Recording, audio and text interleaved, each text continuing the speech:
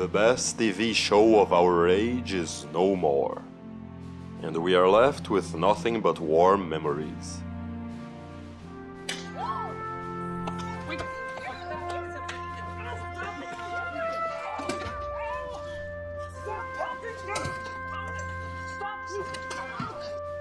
Fuck off. Greg. Oh, dude. If you loved Succession and you're not ready to let go of this beautiful world of corporate intrigue, power plays, backstabbing, shady dealings, verbal abuse, Machiavellian maneuvers, and all the other beautiful things we adored so much, then I've got a list for you.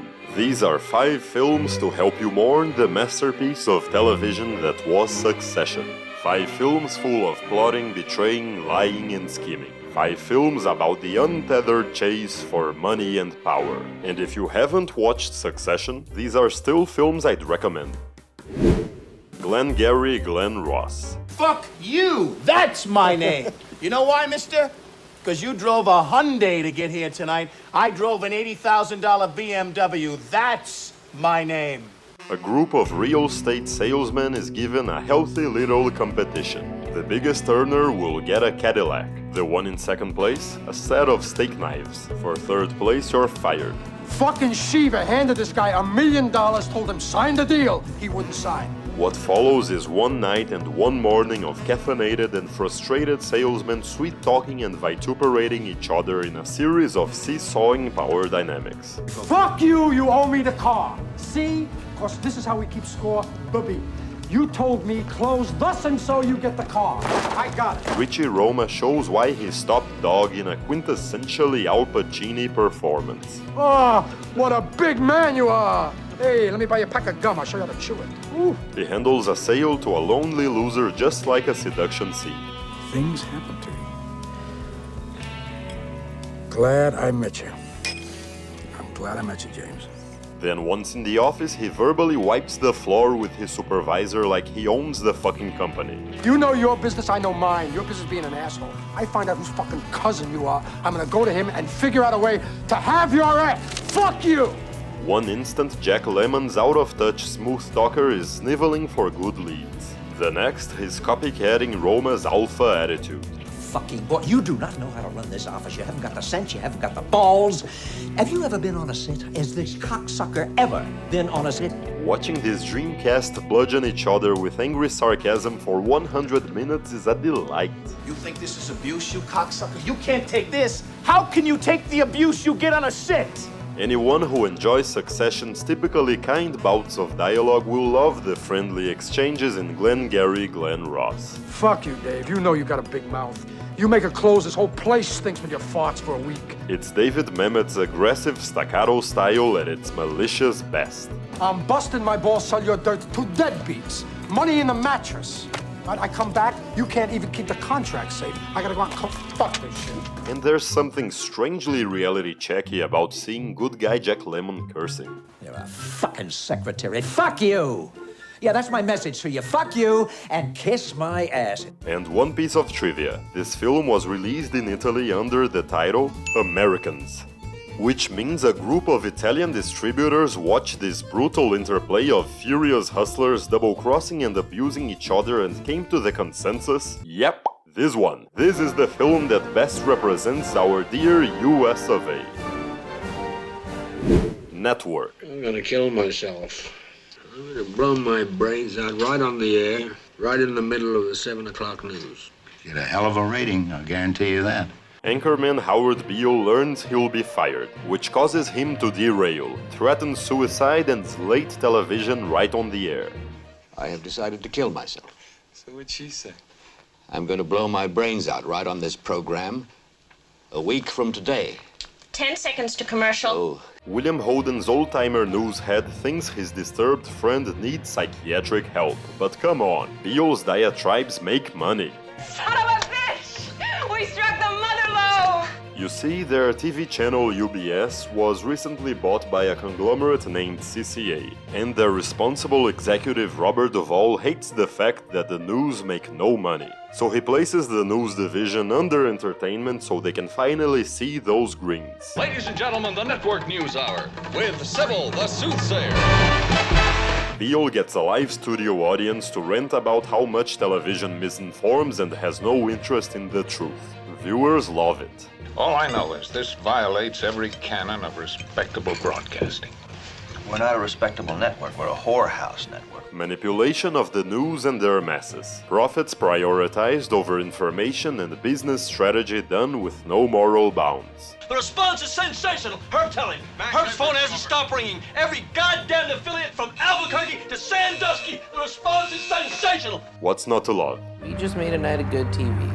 That's what we've done. Betty Chayefsky's brilliant screenplay tops it all with an ambitious detour few works of writing ever had the eloquence to equal. You have meddled with the primal forces of nature, Mr. Beale, and I won't have it! When Beale finds out that CCA, the company that owns the network, will be bought by a company that is owned by an Arabian conglomerate, the world of business is complicated. He convinces his viewers to stop the deal with telegrams to the White House. CCA's CEO gets livid and tells Beale how the world really works.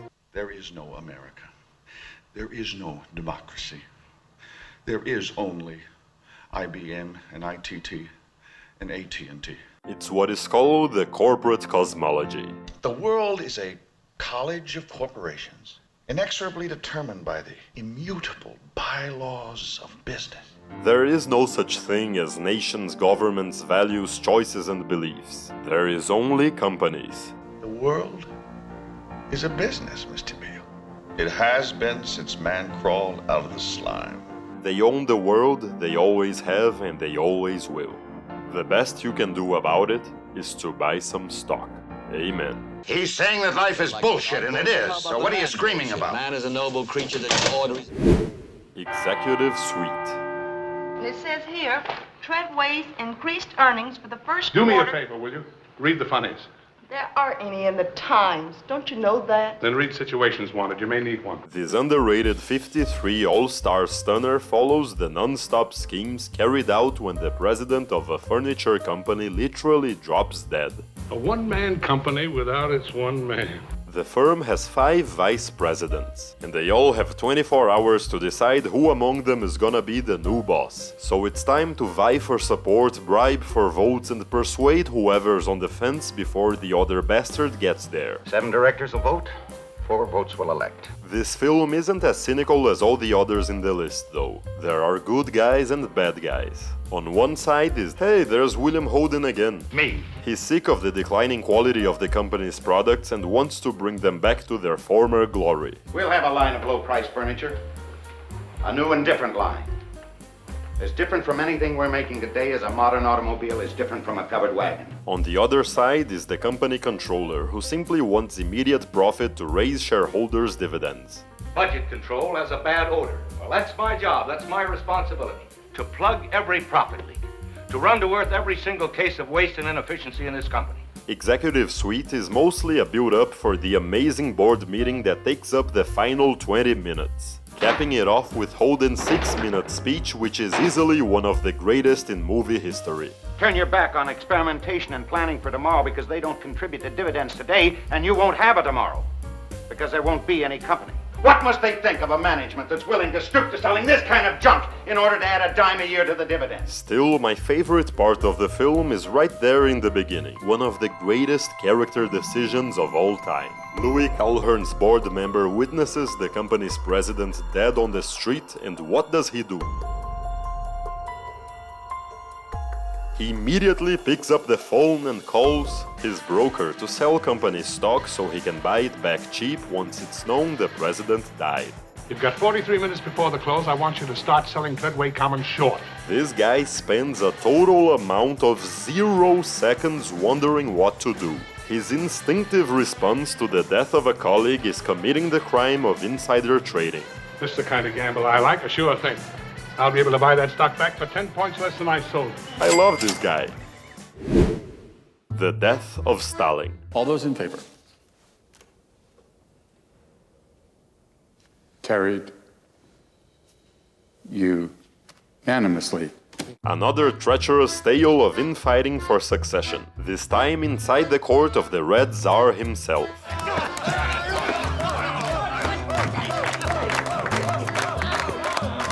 Every Soviet high executive is afraid of old Joe because you know why. Shoot her before him, but make sure he sees it. Or in this one, kill him, take him to his church, stump him in the pulpit. But once he hits the can because guards are too terrified to check if he's okay, and every doctor in Moscow sucks after he had all the good ones executed. How old are you? I'm old. You're not old! You're not even a person! You're a testicle! You're made mostly of hair! Lily Liver Deputy Malenkov takes power. All of you can kiss my Russian ass. While he's distracted by micromanagement, Secretary Khrushchev and head of secret police Beria conspire against each other to take over the government. You're just making this shit up as you go along. What game is this, Lavrenti? Oh, don't be hysterical. We're in a new reality. And it's hilarious. No, wait a minute. Come on, move. Out of the way. Move out of the way. McCoy, move out of the way. Quickly. No, I can't. This film is a free-for-all of uneasy alliances. Georgie, we really have to talk. Shut up. Have some respect. Is Malenkov on board? Yes, 100%. Saddle up, cowboy. Khrushchev gets support from the Beressery personified that is Marshal Zhukov. I fuck Germany. I think I can take a flesh lump in a fucking waistcoat. And he wins by never really planning, just making immediate decisions as he goes. Sorry, comrades. Wrong room. That's enough. Go and kill them, will you? Cut it off! Shall we? Yes. It's a perfect illustration of how during a power vacuum, action is far more important than preparation, and he who strikes first has the better chance of winning. Because I act. We have to act. Georgie, we have to act today. So here's the wonderful lesson you should learn from the death of Stalin. But you gotta act fast, comrade. Act fast or be dead. Yes, Uncle Nicky's gonna be dead if he doesn't get a move on, isn't he? Yes, he is. When times are chaotic, don't stop to plot. Plot as you run. How can you run and plot at the same time? I guess we can all agree this film is a masterpiece, right? Carried. Unanimously, thank you. And now, in the #1 spot, the best and most appropriate film for Succession's orphans is... The Lion in Winter. What if John died? No, why wouldn't that? A knife! He's got a knife! Of course he has a knife. He always has a knife. We all have knives. It's 1183 and we're barbarians. Here it is. The greatest instance of a reigning family deceiving and scheming against each other for the crown. What are you giving to Philip? What of mine? Whatever you've got goes to me. And what's the nothing Geoffrey gets? My God, boys! You can't all three be king. All three of us can try. King Henry II wants his weak son John to inherit the throne, for some reason. Kill you! Lump.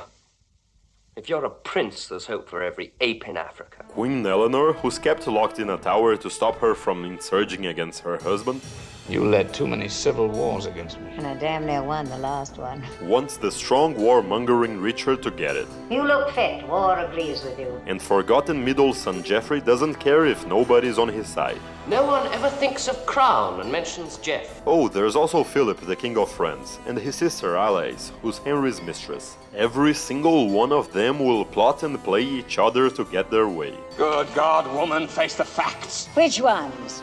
We have so many. Power is the only fact. Promises are made to be broken, traps are disguised as alliances, and when all else fails, there's always a dagger in the dark. Did I mention this is the best Christmas movie ever made? Out of cinematic history, Henry is easily the character who comes the closest to Logan Roy. King Henry had no sons. He had 3 whiskered things, but he disowned them. The King of France and I will shortly have a tactile conversation like 2 surgeons looking for a lump. We'll state positions and I'll make the first of many offers. He'll refuse it, naturally. I'll make a better one and so on through the holidays until I win. You haven't got the feel of this at all, lad. Use all your voices. When I bellow, bellow back. Sometimes it is a big dick competition. In a tete-a-tete with Philip, he plays push and pull with his ego to get him to spew his entire strategy without even noticing. You can't be finished with me. Oh, but I have. It's been most satisfactory. What's so satisfactory? Winning is. I did just win. Surely you noticed. A master in the art of winning Logan would deservingly look up to. I know exactly what you will do and exactly what you won't, and I've told you exactly nothing to these aged eyes, boy. That's what winning looks like. Dormez bien. Perhaps it's not too late for Brian Cox to play that role. When I'm 50 now, good God, boy, I'm the oldest man I know. I've got a decade on the Pope. And what do you think? Is there another ruthless chessboard of a movie that didn't make the list? Make sure to leave a comment. I'll argue with you, contradict you, fight you in every way I know how. I'll do everything in my power to push you out and take your place myself. Go ahead and try. Like and subscribe if you enjoyed the video, and thank you for watching.